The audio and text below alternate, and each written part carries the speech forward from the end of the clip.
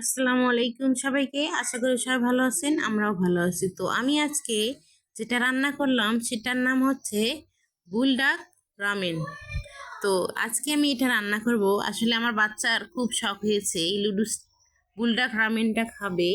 তো রান্না করে দেখি ও খেতে পারে কি পারে না, কিন্তু রান্না করার পরই বোঝা যাবে ওর রিয়াকশনটা কি হবে। তো আমি এটা প্রথমে আপনাদের দেখিয়ে দিচ্ছি। এটার দাম হচ্ছে 200 টাকা নিচে। অল্প একটুই খাবার, কিন্তু দাম বেশি। কি যে স্বাদ পাবে বাচ্চারা বুঝতেছি না, তবু আমি কিনে নিয়ে এসেছি। আসলে আমার টাকা দিয়ে না, এটা আমার মেয়ের ঈদ সালামের টাকা দিয়ে ও কিনে নিয়েছে। তো এখন আমি ওটা প্যাকেটটা খুলে আপনাদের দেখিয়ে দিচ্ছি। দেখুন, এর ভিতরে আবার দুইটা ছোট ছোট প্যাকেটও আছে। তো দেখা যাক ভিতরে কি আছে, আপনাদের সঙ্গেই তো শেয়ার করতেছি, আপনারা দেখতে পারবেন। আর গরম পানি যে এখানে আমি বসিয়েছিলাম ওটাতেই এগুলো আমি ঢেলে দিলাম। দেওয়ার পরে কিছুক্ষণ সিদ্ধ করে নেব। আসলে এটা অনেক শক্ত ছিল, তো বেশ খানিকটা সময় লেগেছে সিদ্ধ করতে আমার। তারপরে তো আমার সিদ্ধ হয়ে গেছে। যাওয়ার পরে এখন আমি সবটুকু উঠিয়ে নেব পানি ঝরায় ঝরায় সুন্দর করে। সবটুকু ওঠার পরে আমি দেখিয়ে দিচ্ছি আপনাদেরকে আমি এটা কিভাবে তৈরি করলাম।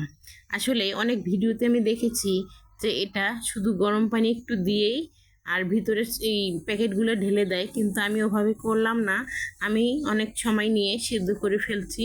করার পরে এখন আমি যে ভিতরে দেখুন দুইটা প্যাকেট যে ছিল ওগুলো এখন এক একটা একটা করে আমি ঢেলে দিচ্ছি। দেওয়ার পরে আমি দেখিয়ে দেব কেমন হলো, আপনাদের দেখাবো, আমিও করব।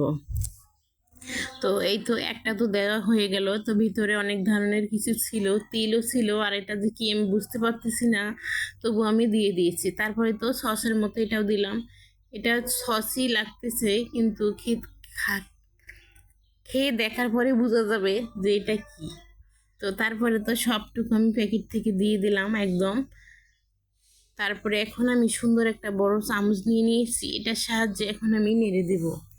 তো নেড়ে নেড়ে এই সসগুলা এটার সঙ্গে আমি মিক্স করে নিচ্ছি। তো মিক্স করতে মনে হচ্ছে যে এটা অনেক ঝাল হবে ভিতরে, কারণ এই যে যে লাল দেখা যাচ্ছে, তো ওরা খেয়ে অবশ্যই দেখলো অনেক ঝাল। তো তবু আর কি খাবে। আল্লাহ হাফেজ সবাইকে।